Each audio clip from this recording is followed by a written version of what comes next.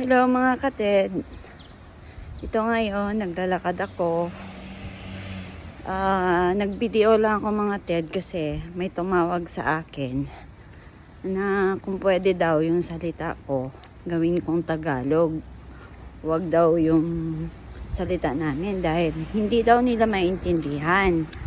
Kaya mas gusto daw nila na gawin ko na lang ng Tagalog. Actually, hindi siya nag-text or what. Tumawag talaga siya. Kaya kung pwede daw, Tagalog ang gagawin ko. Pero ni-request kasi, kailangan kong gawin. Okay lang din. Ngayon papunta na ako ng trabaho. Dahil kailangan natin kumayod. Enjoy our life. Dito lang. Kaya thank you sa nag-comment din sa akin.